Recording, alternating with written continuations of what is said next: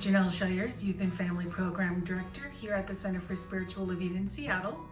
Thanks for joining in with me today. You can also come to our center in person for youth program at 11 o'clock on Sundays.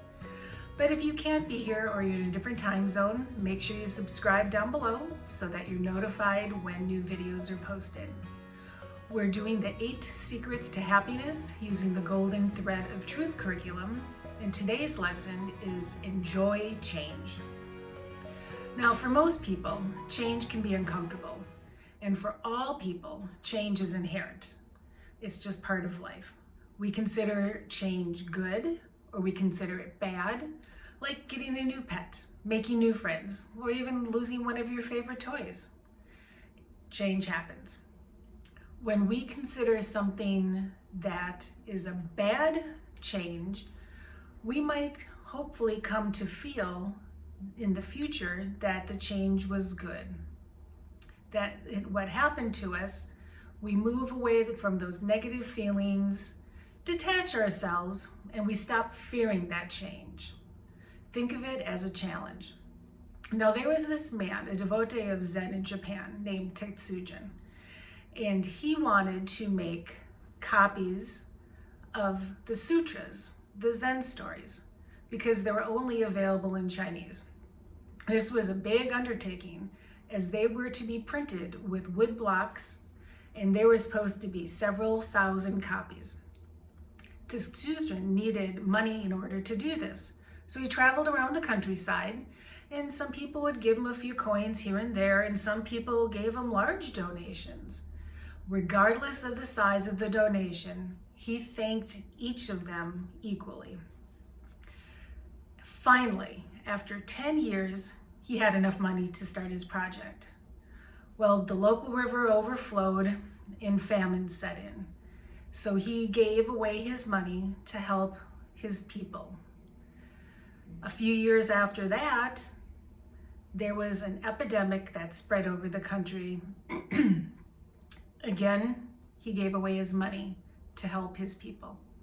For a third time, he started his work, and after 20 years, his wish was fulfilled. And you can still see the printing blocks in a monastery in Kyoto, Japan. The Japanese tell their children that Tetsujin made 3 sets of the sutras, and the first 2 invisible sets surpass the 3rd.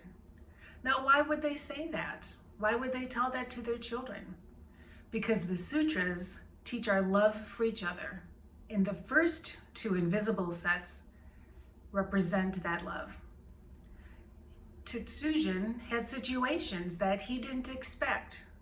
He had change happen to him. However, he used his time, talent, and treasures to help take care of those situations and take care of those in need. Now, change can be good and it can be beautiful.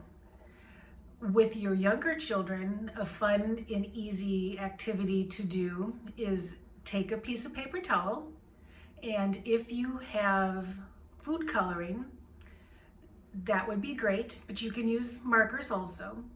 But just put some drops of food coloring on your paper towel and you can see how it changes and spreads. Once you've done that, you can twist it from the base and make a little paper towel flower. You can secure it if you have a pipe cleaner, that would be really great. You can make a stem out of those. But otherwise, just tie it up with a rubber band or some tape.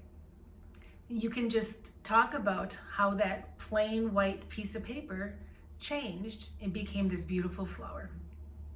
A silly activity, just fun to do, is have your child put their shirt on backwards. What does that feel like?